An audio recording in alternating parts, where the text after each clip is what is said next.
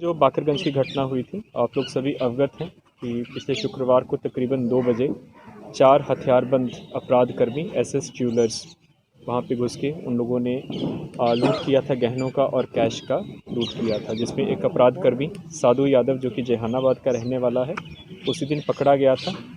इस लूट क्रम में टोटल 3 बैग निकले थे, जो कि सीसीटीवी फुटेज से स्पष्ट है।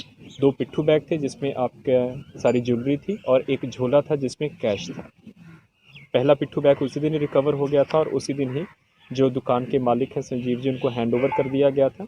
जो दूसरा पिट्ठू बैग था वो कंप्लीट उसका रिकवरी हो गया है, जिसमें तकरीबन 7 केजी के अराउंड ज्वेलरी और सोना था। इसके अतिरिक्त 4,36,000 रुपया कैश में रिकवर हुआ है, जो कि झोला में है। कुछ कैश तकरीबन जो ये संख्या अमाउंट बता रहे हैं 2.25 लाख का, कि वो इन लोगों ने अपना खर्च कर लिया था। इस कार्ड में टोटल 4 लोग अंदर गए थे, जिसमें चारों की गिरफ्तारी हो गई है। एक की गिरफ्तारी, जैसे मैंने आपको बताया है, साधु यादव की ऑन द स्पॉट हुई थी। उसके अलावा उसके टोटल 3 और एसोसिएट्स हैं, जिसमें एक का नाम है आकाश ओझा उर्फ सन्नी कुमार, जो कि सिरपतपुर पटना इसका रहने वाला है। एक अपराधकर्मी का नाम सोनू कुमार पेसर सुरेंद्र प्रसाद, जो कि जगनपुरा का रहने वाला है। एक अपराधकर्मी राजू केवट उर्फ सोनू, जो कि मल्हाचक कुटिया जहानाबाद नगर थाना का रहने वाला है। इस पूरे अपराध का जो षड्यंत्र था, जो एसएस ज्वेलर्स के मालिक हैं संजीव जी, उनके यहाँ पे उनके एक परिचित थे, जो कि उनके यहाँ से आके सोना लेते थे। वो होलसेलर का काम करते हैं। जहानाबाद में राजलक्ष्मी ज्वेलर्स करके उनकी छोटी सी सुनार शॉप है, मेन रोड जहानाबाद पे। राजेंद्र प्रसाद उनका नाम है, और रंजीत प्रसाद का जो बेटा है नितेश कुमार, तो अपने पिता के साथ इस यहाँ पे आता था, बाकरगंज में एसएस ज्वेलर्स के पास आता था, और यहीं से वो लोग अपना होलसेल वाला जितना भी इनको ऑर्नामेंट्स था और सोना देके जाता था। क्योंकि ये जहानाबाद का रहने वाला था, तो स्मैक पीने के क्रम में और गांजा पीने के क्रम में जो जहानाबाद के बाकी 2 अपराधकर्मी थे, राजेश राम और राजू केवट करके, उनके साथ ये पहले से परिचित था। एक साथ ही लोग स्मैक और गांजा पीते थे। उसी क्रम में उन्होंने इसको बोला कि तुम सुनार हो, हम लोगों को कोई अच्छा काम दो। इसी में ही इसने फिर लाइनिंग किया, क्योंकि एसएस ज्वेलर्स में इसके पिताजी का आना जाना था।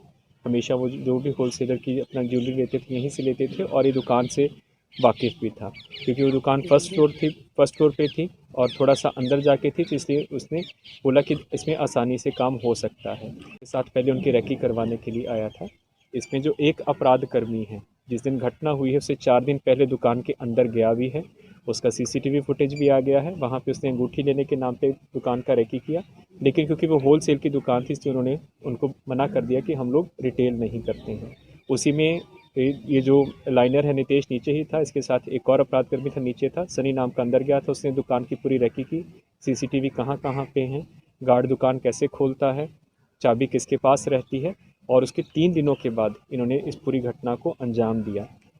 इस घटना के उद्भेदन के क्रम में टोटल 5 मोटरसाइकिल रिकवर हुए हैं। दोनों के दोनों मोटरसाइकिल जो कि घटना पे चढ़े थे वो रिकवर हो गए हैं, और इसके अतिरिक्त एक लग्जरी व्हीकल फॉर्च्यूनर जो कि कोतवाली थाना से चोरी हुआ था, एक इयॉन गाड़ी जो चोरी हुई थी वो भी रिकवर हुई है, और एक अन्य मोटरसाइकिल रिकवर हुआ है जो कि उन्होंने राजीव नगर से चोरी किया था। टोटल 3 हथियार मिले हैं, एक कट्टा और 2 पिस्टल और जिंदा गोली उनके साथ, और 2 हथियार उसमें ऐसे हैं जो कि घटना के टाइम पे प्रयुक्त हुए हैं। चारों के चारों जो अपराध कर्मी हैं, लाइनर को छोड़ के, उनका विस्तृत आपराधिक इतिहास है।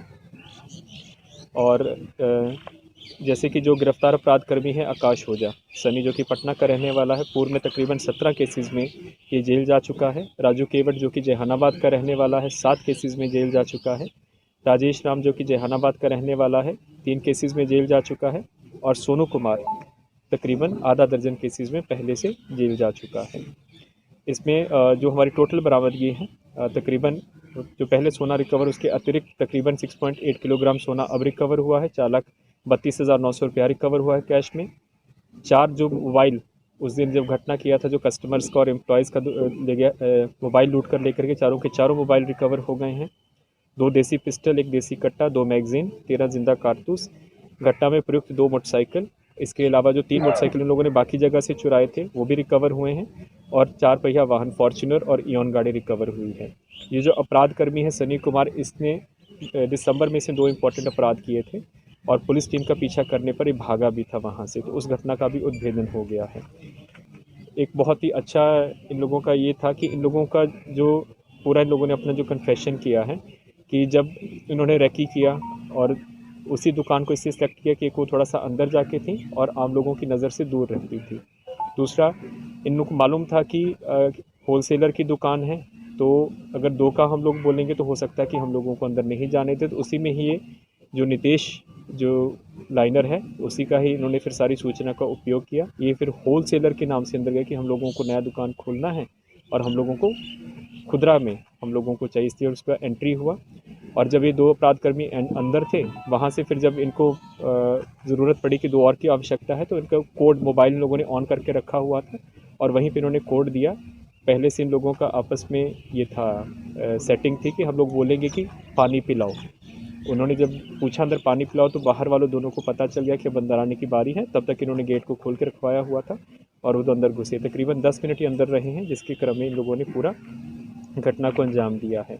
इसमें जो जितना भी अभी तक रिकवर हुआ है, अभी जो इनके वादी हैं जो कि संजीव राय जी हैं एसएस ज्वेलर्स से, उनको हम नोटिस देके पूरा स्टॉक वेरिफिकेशन करवाने के लिए, क्योंकि उन्होंने एफआईआर में लिखा था कि 35 केजी सोना है और 14 लाख कैश है, तो पूरा हम लोग इनवॉइस मांग रहे हैं। उनका जो पूरा स्टॉक रजिस्टर है उसका एक हम लोग कॉपी मांग रहे हैं और जो पिछले 5 वर्ष का उनका आईटी रिटर्न्स और जीएसटी रिटर्न्स है वो मांग रहे हैं, ताकि उनके पूरे स्टॉक का हम लोग सत्यापन करा पाएंगे और वो हमें इसमें कोऑपरेट भी कर रहे हैं।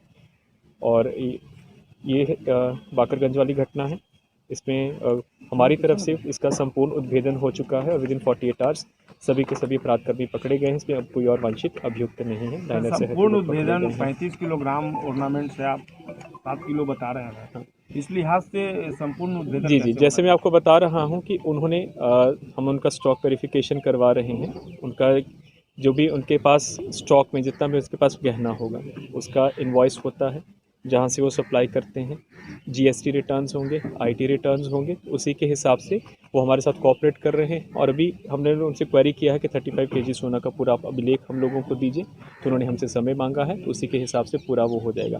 हम लोग मतलब पुलिस को शक है कि 35 केजी जी, इसलिए हम स्टॉक वेरिफिकेशन करवा रहे हैं। एज पर एफआईआर तो 35 केजी सोना और 14 लाख कैश था। तो कैश मैंने उतना ही है या कैश और भी? नहीं, कैश जो टोटल इनका कन्फेशन आया कि तकरीबन 6 लाख कैश था, जिनमें से 4,36,000 रिकवर हो चुका है। 432 कैश है ना? 432 का total recovery sir KG recovery है, 6.5 केजी है। और जो पहले उनके पास बैग गया था, वो जो उन्होंने खुद बोला है, तकरीबन वो बता रहे हैं 2.5 केजी उसमें है। हालांकि उससे टोटल कितना रिकवरी सब मिला के पहले और अभी?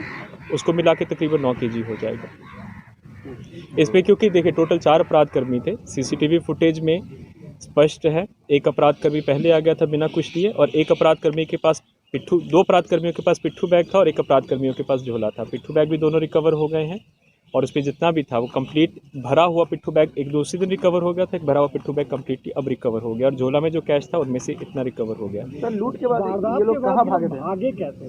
इनमें से हाँ, इन लोगों ने एक रेंट पे खेमनी चक में अपना रेंट पे रूम लिया हुआ था, इतवारपुर में लिया हुआ था।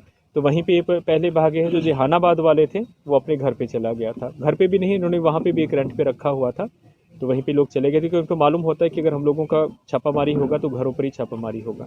और इसमें जो बरामदगी हुई है, सबसे ज़्यादा जो पिट्ठू बैग की बरामदगी हुई है वो संपत चक से हुई है। जो अपराधकर्मी है सनी कुमार, जब उसको पता चल गया था कि मेरे बाकी साथी पकड़े जा रहे हैं, तो उसने अपना सारा सोना अपने माता पिता के यहाँ पे संपत चक में वो कर दिया था, वहीं से उसकी बरामदगी की गई है उसकी निशानदेही पर। रवि पेशेंट का भी नाम आ रहा था। भारत सरकार का शोका का स्तंभ लगाया हुआ है और ये गाड़ी को लेकर झारखंड वगैरह भी जाते रहे हैं और उसके ऊपर हम लोग अलग से केस भी कर रहे हैं, क्योंकि आप जो राजकीय सिंबल होते हैं, नेशनल सिंबल्स होते हैं, उसका दुरुपयोग नहीं कर सकते हैं। ये गाड़ी आपकी कोतवाली थाना से चोरी हुई थी। ये किनकी गाड़ी है जब चोरी हुई थी, कुछ डिटेल्स है उसका? हाँ, इसका ये है गांधी मैदान, कोतवाली थाना कांड संख्या है, इसमें नहीं लिखा हुआ है, ये है ना 416/21, 27 अक्टूबर 2021 को ये चोरी हुई थी। गाड़ी किसके पास है? ये अभी कहाँ से? ये सनी कुमार के पास गाड़ी बरामद हुई। मास्टरमाइंड सनी ही। मास्टरमाइंड नितेश हो गया, क्योंकि सबसे पहले ये तो लाइनर हुआ मेन। हाँ, मास्टरमाइंड इसलिए हो गया कि उसने ही आइडिया दिया। जो जहानाबाद के दोनों अपराध कर्मी थे, राजू केवट और राजेश राम को, और जब उन्होंने खुद आके रैकी किया तो उनको लगा कि नहीं, 2 लोगों से काम नहीं होगा।